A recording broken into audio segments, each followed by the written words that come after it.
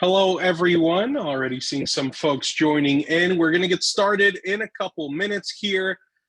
We still have a good 5 minutes or so, so feel free to go get a glass of water, get settled in. We'll be getting started shortly.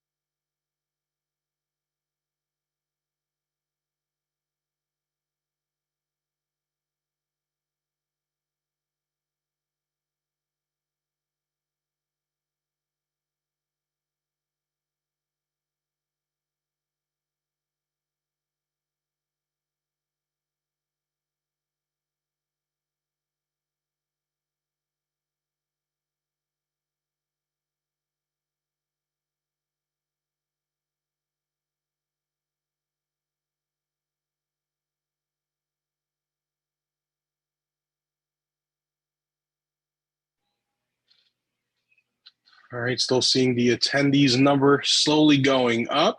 We should see a wave coming up here of more attendees shortly. I'm thinking we'll start about 2 minutes after the hour. So sit tight for a couple more minutes and we'll get the show on the road.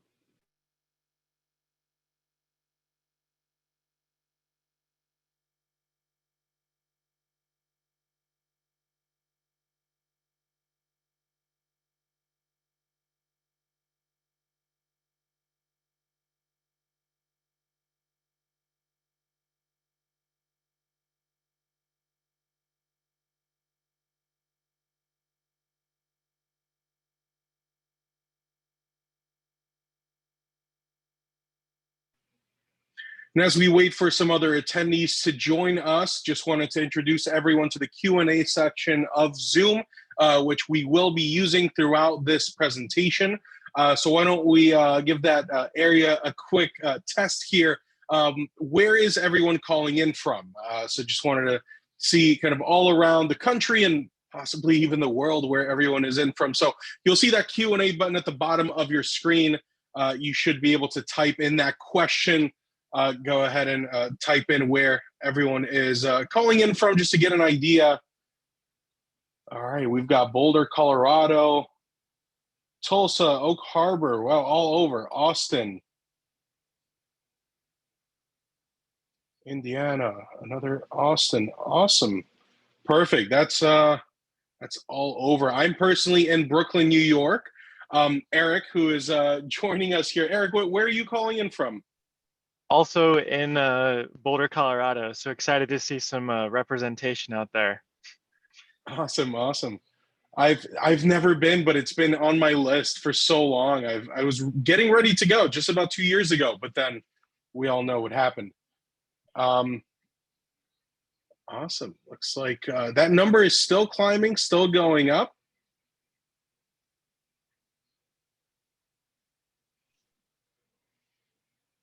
Still getting some other places here. Maine. Amazing. All right, so it's the top of the hour. So I'll actually switch on over to our presentation here, but we'll still hang out for a couple more minutes, about a minute or so, just to see if any other folks are going to be joining us, and then we'll go ahead and get started.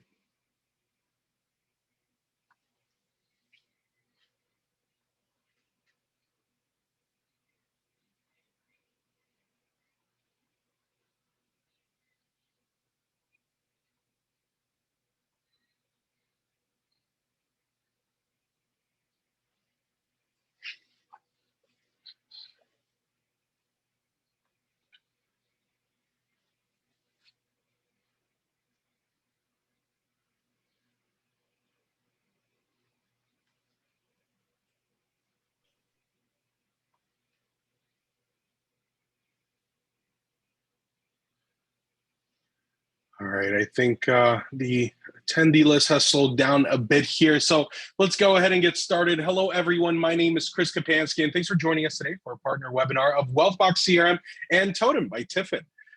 So today's presenters, we've already did a lightweight introduction here, but the presenters will be myself covering Wealthbox. We also have Eric Burns on the webinar with us, who will talk to us about Totum and cover our integration. So Eric, quick introduction from your end.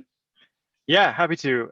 Excited to see some clients and friends in the audience. So today I'm talking about TIFIN, our risk tool, and we're part of this larger group called TIFIN, which is a fintech platform built to create engaging wealth experiences to better financial lives, mostly powered by AI and investment intelligence powered personalization. But today we'll focus on our risk tool and the Wealthbox integration. So super excited to run through that with you, Chris. Amazing. Thank you, Eric. Very excited as well. So let's go through the agenda here real quick. So during the webinar, we will start off with a quick overview of Wealthbox, just a quick couple-minute run-through for anyone that is not familiar, after which I will hand it off to Eric, who will cover the presentation of Totum, and towards the end, we'll be able to cover any questions. So if anyone wasn't here a couple minutes ago, we use that Q&A section to share where we're all from, but you'll use that Q&A section to type in any questions. We have that dedicated time slot in the end to go to cover and go over any of those questions. So feel free to type in your questions and we will cover those at the very end. So let's just jump right into it here. Just a little bit about Wealthbox CRM. So Wealthbox is a modern, easy-to-use CRM for financial advisors. We offer complimentary migration from any other CRM to help you get started. And if you would like to check us out, learn a little bit more, you can always head on over to wealthbox.com and click on Get Demo or start a trial from that page. So let's just jump into my demo account here. And the first page that we will be looking at here, let me go ahead and get rid of this template from my screen, but the first page is going to be our dashboard. In Wealthbox, the dashboard is your main home page. It's the first page that you'll see when you first log in to the CRM, but it's also the main page that you'll find yourself going back to after you're done with a client meeting where you just went over their risk assessment, or after you're done with that project, you go right back to your dashboard to see what's next. So just to get a general idea of what we're looking at, on the left-hand side of our dashboard, we'll see our main navigation. You'll see this from all the different areas of Wealthbox. So this is where you can navigate through all the different areas of Wealthbox. From this area on the left, you'll also find your recently viewed section. If you did just recently work with a client, you had to go over to the dashboard, you could easily go right back into that client.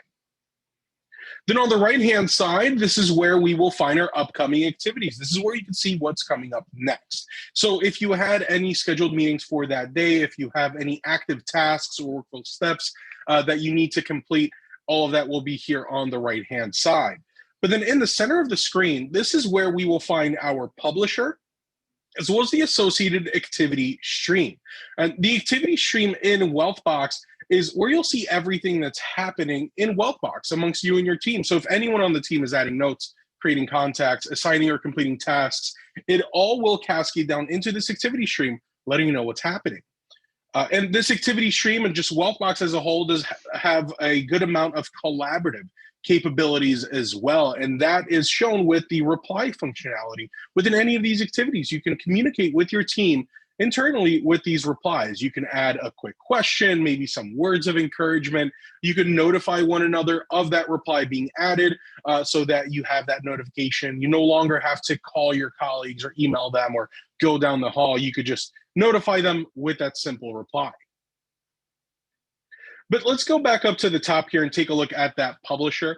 So the publisher in Wealthbox is where you're adding new activities into the CRM. So from here, you can add notes, you can create contacts, assign tasks, schedule events. You can create new opportunities from here as well. And all of these tools are in here to save you time. So you don't have to go into that specific section to enter any of that data. All that can be done from the dashboard, saving you the amount of clicks it takes to enter that data and also the amount of pages you have to wait to load up. It's very quick and easy to enter in those new activities. But one part of this publisher that I do like to spend an extra minute on is the ability to add notes, because that is the most common activity that you'll be adding in the CRM after every meeting, every project, every conversation, you'll be adding a note. So just to give everyone a quick idea of how easy it is to add a note, all you have to do is click into that publisher, start typing in your note, and then using the @ sign, you'll actually have the ability to search for your client directly within that note and relate that note to the client. And I have a whole bunch of contacts here that start with DE. So let's go ahead and continue typing in the contact's name. That search box will filter out my results. I see Delilah at the very top. So I'll just go ahead and hit enter on my keyboard and finish up that note here.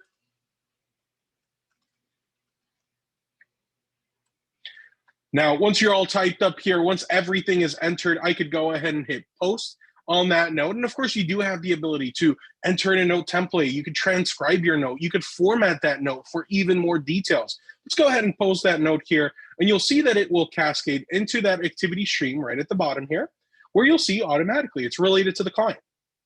So from here, I can actually click on the client's name. This will first actually slide out a quick view. So you could call them, email them, see some other details on the client. But if we click on their name again, you'll actually be taken to their contact record page. This is what all of your clients' profiles would look like. And at first glance, right away, we see that note that I just added right at the top. We know that that conversation took place. But you will notice that the actual layout here is very similar to the dashboard. And that ties into the intuitive user interface of Wealthbox. We always try to make sure that Wealthbox is as simple, as easy to pick up on and use as possible. So that publisher, that activity stream, that upcoming activity area on the right-hand side will always give you that, that sense of understanding of where you need to go to find what you're looking for. But of course, this is the individual client's page. So we do have a kind of a quick view of all of their most important information at the very top. We have their name, we have their household, we have their company, we will find their contact info as well, along with any of the tags that you have applied to the contact. It's a little bit of a tongue twister there, but tagging of the contact is fully customizable on Wealthbox. If you wanted to segment your clients, if you wanted to add their hobbies, just general icebreakers, it's one of the first things that you see on the contact. So as you're making that call or sending that email, you could see exactly what you should bring up, what their interests are, which products they have with you, or which services they have with you. And all of that being available at the very top is a very useful tool. But let's actually talk about communicating with the client. Of course, CRM helps you track your relationship, but communication is also a very big part of that. So if you wanted to call the client, we do have a built-in click-to-call feature. What this tool here does is it actually establishes a phone call for you directly out of the CRM. So you don't have to actually pick up the phone and look up at the screen at the number, down at the phone, type it in. All you have to do is, after verifying your number, which is a one-time thing, you hit place call, and that will actually call your phone. Once you answer your phone, that will call out to the client's phone. Very simple, very straightforward. So it saves you a couple seconds every time, but it will also log the fact that a call was made in that activity stream. So you'll see a phone call was made at this time by this person. So again, collaboration, seeing what others on your team are up to. But then, of course, aside from phone calling, you have emailing. That's just as, if not more, commonly used these days as a form of communication with your clients. And in Wealthbox, we have a built-in tool called Wealthbox Mail. It's actually a companion tool that allows you to log into your own email server within Wealthbox. And with that, you could send emails directly out of the CRM. And you have a lot of the same basics of sending emails that you're used to currently, with the formatting of the email, with attaching images, links. But there are some additional features here as well that includes the ability to track emails, the ability to set reminders if a client doesn't respond in a certain amount of time, as well as plugging in custom signatures and templates into that email. But let's take a slightly closer look at email. So Wealthbox Mail does give you full access to your entire inbox. You can see all emails that are coming in. You can click into existing contacts. You could create new contacts. Let's say a prospect reaches out to you. You can create that contact here as well. But if we head back over to Delilah's record page, you'll also find an email tab, which is where you'll find all email communication between you and your client. This is going to pull in automatically. You could click into any of these emails, see the context of that communication. We can reply, we could forward it to someone else. But on top of all of this, you can also create a follow-up activity off of that email. So if you have established a next step, you need to call the client back, or if you wanted to schedule a meeting, start a workflow, or create an opportunity, these activities can be created and related to the contact themselves. So that's the email capability of Wealthbox. To the right of the email tab, we see a lot of our other integrations, and we do have a great list of integrations. Totum by TIFIN is one of those. So I think that's a great handoff over to Eric. So Eric, I will go ahead and stop sharing my screen. So you should be able to pull yours up here. Oh, awesome. All right, let's see. Thanks for that handoff, Chris. Really excited to see some of that stuff up close and personal. Cool, so I'm gonna go ahead and talk about TIFIN today, and I'm sharing my screen with you guys. I'm gonna start with just 5 slides to kind of give you an idea of what Totum is and how it came about. So first off, Totum's part of this larger group called TIFIN, and TIFIN is actually a larger organization focused on using AI and really personalizing outcomes, creating engaging wealth experiences to better people's financial lives. So you can see some of the different products here. Today, I'm just going to talk about Totum and our Wealthbox integration. But we're building integrated platforms here, and I wanted you guys to see a little bit of the bigger picture. So with that, I'll go ahead and talk about Totum real quick. So there's basically 2 reasons people use a platform like ours. Risk tolerance documentation, so they have a process in place and can point to something in case they go through an audit from the SEC. And the other big reason people use a risk tolerance tool like ours that has a workflow built into it is to deliver their own custom investment policy statements. So there's a couple of things that are different about Totum in that regard.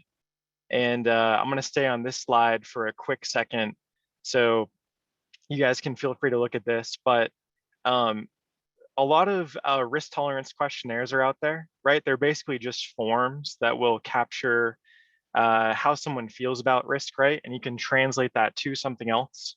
With Totum, we're actually going from risk tolerance to scoring investments, so actually being able to score investments all the way to delivering a side-by-side proposal so that you can deliver your own proposal for an investment policy statement. Those are all connected steps. So the first part of that is the risk tolerance piece. And what we've done is we've separated the 2 scores for risk tolerance, so that FINRA and the SEC actually define risk tolerance as someone's willingness and ability to take risk. And we've separated those into risk preference and risk capacity.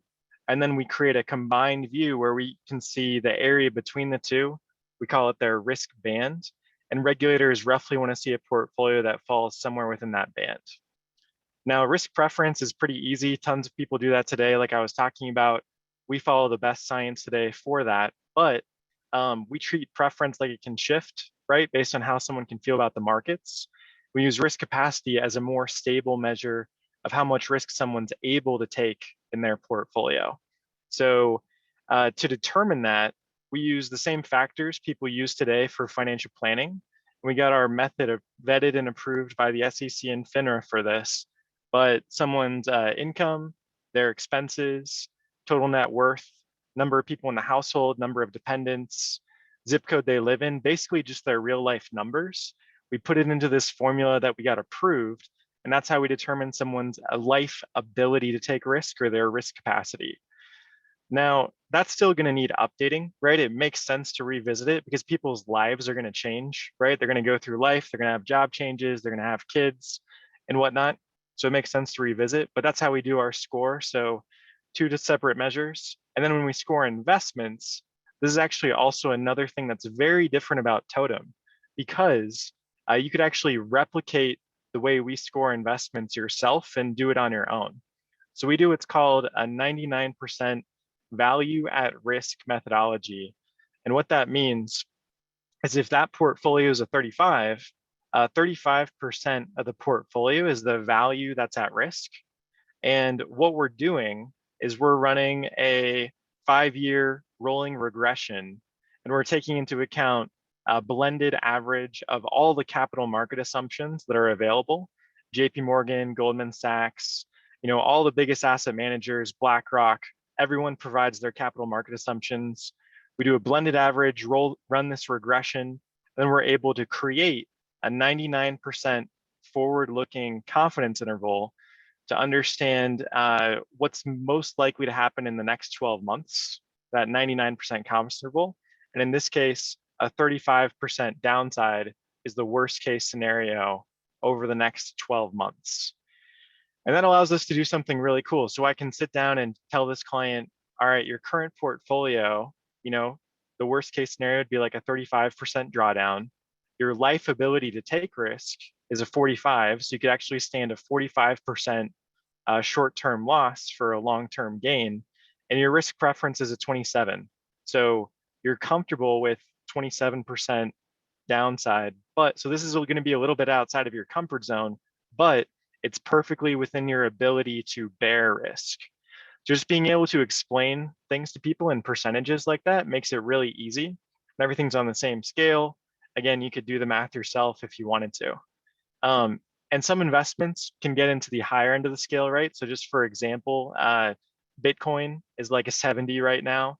I think Apple, for example, sits at like a 65, 62 or something like that. So you can get up onto the high end with individual investments, but you really don't want to be a 90 or a 99, because that would mean that it's normal, right, for that investment to lose all of its value, which isn't a good thing. So that's Totum, that's the Totum scale. There's basically 3 things that it's used for to be able to do this risk tolerance type documentation, bring in prospects, generate IPS, right, a proposal. And then number 3 is just compliance oversight. So you can see all of your clients, we can sync them in from Wealthbox, and you can see all of your clients and see how their current portfolios actually line up and have that ability to do that constant monitoring. With that, I'll go ahead and jump into the platform real quick. And then here's just some view of our different integration partners that we have. You can see Wealthbox there prominently on the right side, and some different custodians and aggregators, trading tools, different approvals we have all over this. With that, I'm going to jump into the actual platform.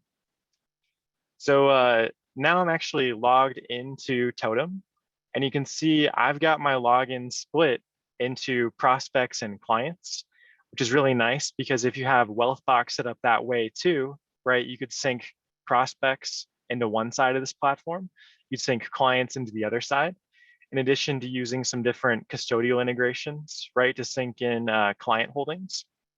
What I'm going to go through first is the assessment. So you guys can see some of the questions, see how we calculate someone's risk capacity. And then we'll finish things up by looking at a proposal. But first, let me show off that Wealthbox integration we have here. So I'm in the prospect section, and if I want to start syncing up with Wealthbox, I'm just going to go over here into connect database. And spoiler alert, I actually set up this integration earlier. But you're going to go over to the CRM integration, and you can either do an auto sync, or you can pick which prospects you want to select individually. I opted for individual in this case, and start syncing people over so that you'll have them inside Totum. With that, I'm going to go ahead and run through the Totum assessment so you guys can see what that looks like. So let's go through a profile, and it's 12 questions, all right, to determine someone's risk capacity and risk preference. You can send it either via hyperlink, you could send it via email, or you could just do it with someone directly in the office or via screen share, So if you're on a screen share like this, it might be easy to go through it for them, right, as you're just talking to them, which is kind of a similar workflow to what I'm going to do here. So different ways to go through the assessment. I'm going to go ahead and just take the questionnaire. And branding, contact information, it's all customizable, right? So we can customize that for your firm. And then 12 questions. So the first 8 questions are going to be ability questions, life ability questions. They're all really mostly numbers, which is nice because, for one thing, a lot of people find that less confusing, right? Some of the other questionnaires that are out there, people get confused by them. They ask, how do I think I feel about risk, or some sort of really nuanced question. So as long as somebody knows their numbers, right, they can fill this out. And another thing about that is if you know their numbers, so let's say it's a client, you've already got their numbers because you've gone through a full financial plan, you can actually just pre-fill this for people. So if you know their age, you know their income, you can fill out most of this before you actually send it to somebody.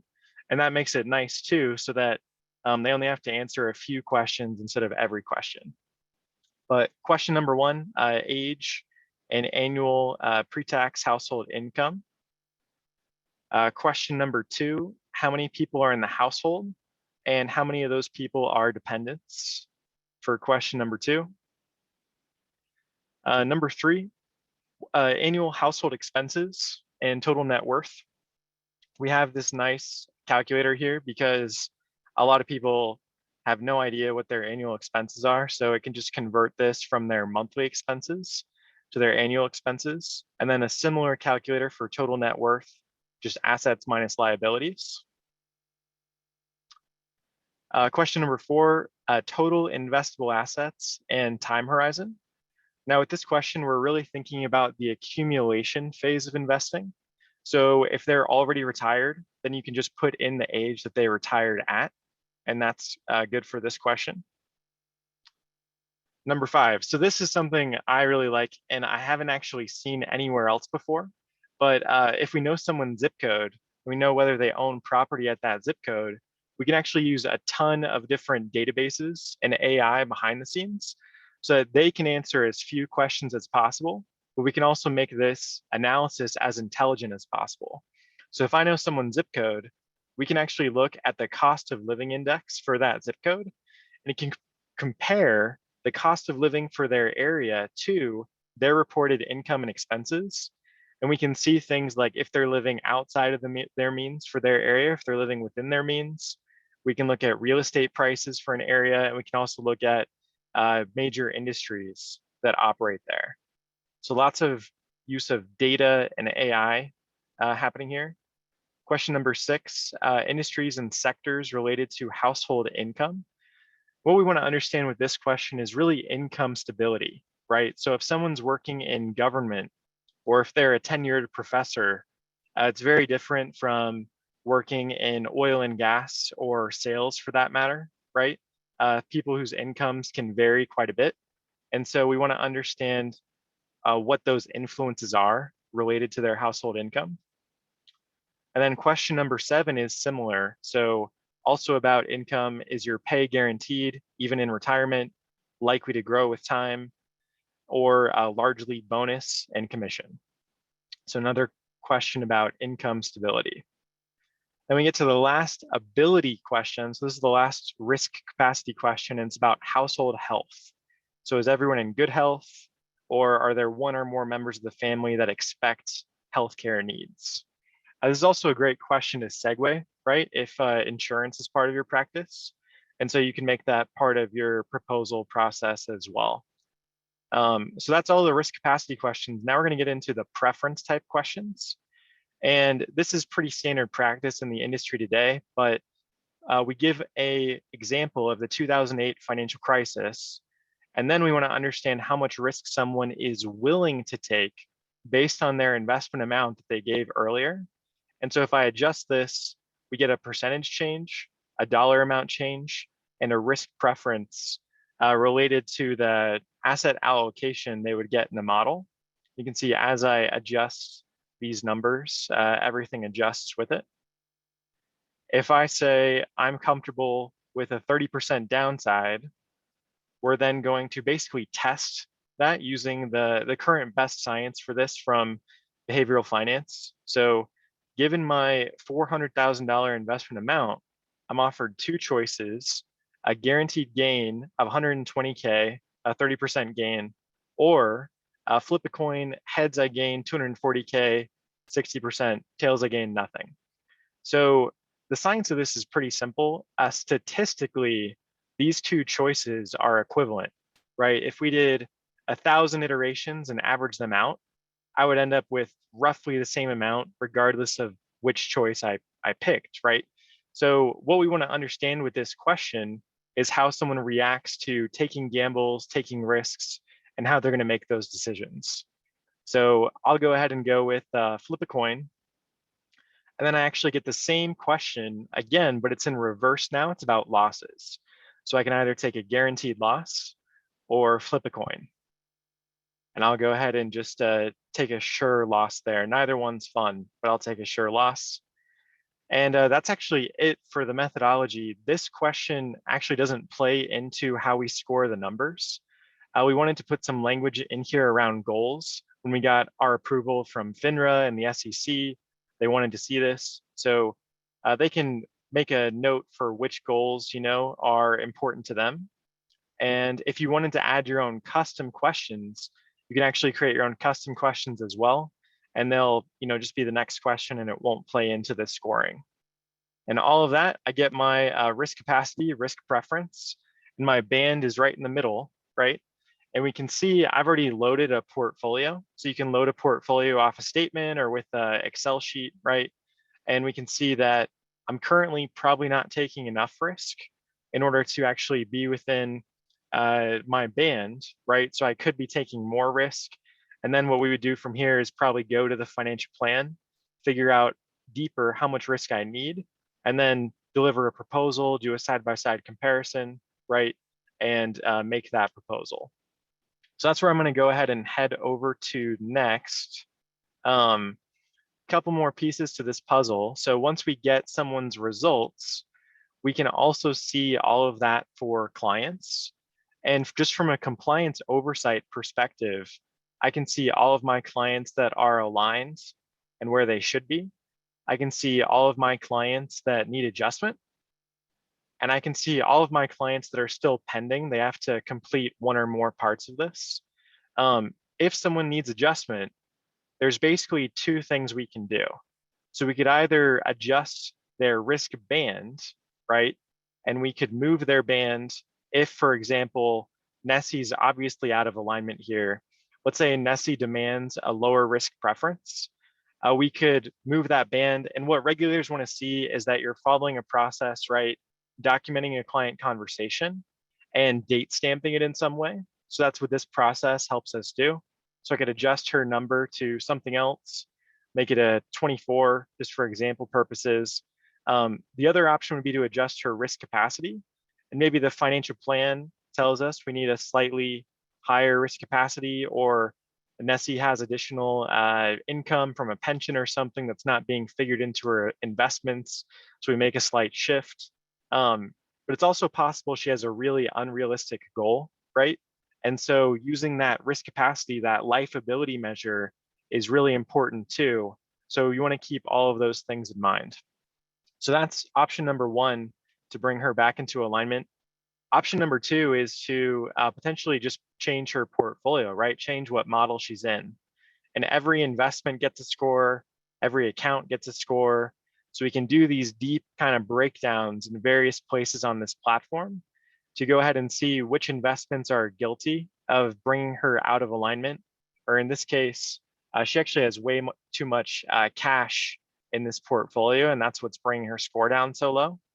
What I'm going to do is just propose a model, and we could, again, edit positions or start from scratch. I'm going to go ahead and just select a model I've already prepared.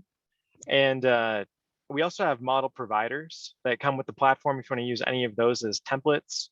But for us, I'm just going to take a model that I've already prepared for Nessie. You can see it's actually highlighting already which models I have that are going to fit inside of her risk band. I'm going to go ahead and pick this one because I've already prepared it. And we're going to be able to show Nessie this side-by-side comparison for bringing her back into where she should be and show her what that looks like. Now, the IPS we have is super customizable. You can change the text, you can change the time periods, you can change what pages are included. So I've got some people that don't want our Monte Carlo, right? Because they like the Monte Carlo in their planning tool. You turn that page off if you want to. You can adjust the time periods. It's one of the most customizable investment policy statements that are out there. So I won't run through the full thing just for time purposes, but it includes the risk profile page, every question and answer that they gave during the assessment, and then some historical return simulations and forward-looking simulations. signature page. And again, like completely customizable. You can really do whatever you want with it. And that's pretty much Totum. One thing I haven't mentioned is investment coverage. It's done by Morningstar. So if it's in Morningstar, we're going to have it in the system and we're going to be able to score it. Hypothetically, if someone's already in their risk band, right, they're already exactly where they should be, and this is a new person or a prospect, we could still do a deeper dive into their actual portfolio to see if there's opportunities to increase efficiency or make changes. So there's a couple different things we can do. We can look at different time periods and look at different stress test type events, global financial crisis and whatnot. We could break down into like specific accounts if I want to just look at one account specifically.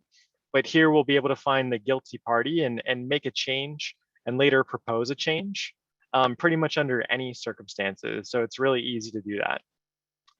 And with that, I'm going to go ahead and kick things back to you, Chris, and we can go ahead and do some Q&A. Perfect. Thank you so much for that presentation. That was very insightful. Let me go ahead and share my screen here now. So now we can open up for questions. So if anyone does have any questions, feel free to use the Zoom Q&A feature. It's right down there. Just go ahead and click on Q&A, type in your questions, and Eric and I will be more than happy to address those questions for you. Not seeing any questions right now, so let's give it a minute here. See if any questions come up. All right, a question for you, Eric, here. How do you differ from Riskalyze? Great question. So little known fact, I actually have worked at Riskalyze before, so I'm pretty familiar with both platforms.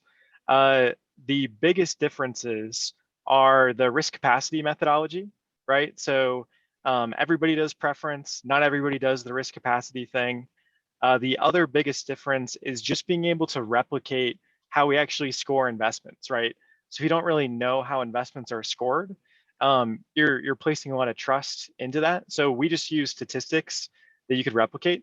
And I think those are probably the two biggest differences. So risk capacity and how investments are scored. Perfect, thank you. Another question for you here. Can you share a sample IPS from Totum? Is that something you're able to share? Yeah, happy to. Sorry, I was trying to just be efficient with time and didn't run through that. But if someone wants to reach out with me, Chris, I think we have contact information at the end of this, and I'll send an IPS to whoever wants to see one in closer detail. Perfect, thank you. And we'll just go ahead and leave this slide up throughout the duration of this Q&A session. If anyone does have to drop off or have any follow-up questions, feel free to reach out to the teams here.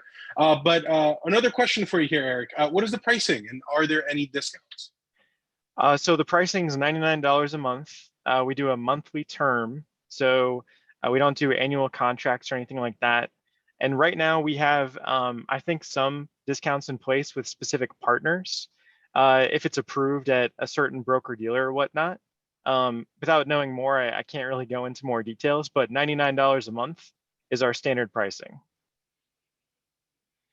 Got it. Perfect. Thank you. Another question here, I guess more so for both of us. Can you show us where we see the integration on Wealthbox? So the integration with Totum is actually one that allows you to, as Eric showed, pull the contacts from Wealthbox into Totum. As of right now, we won't see any specific information coming back over into Wealthbox, but that's where you'll be taking your notes. That meeting you have with your client that covers the risk assessment, you'll be adding that in your notes that you had a conversation with the client about their risk assessment, maybe some information that they gave you, you want to track that as a note. So we won't see anything pulled back into Wealthbox from Totum, but that push of contact info will be very helpful.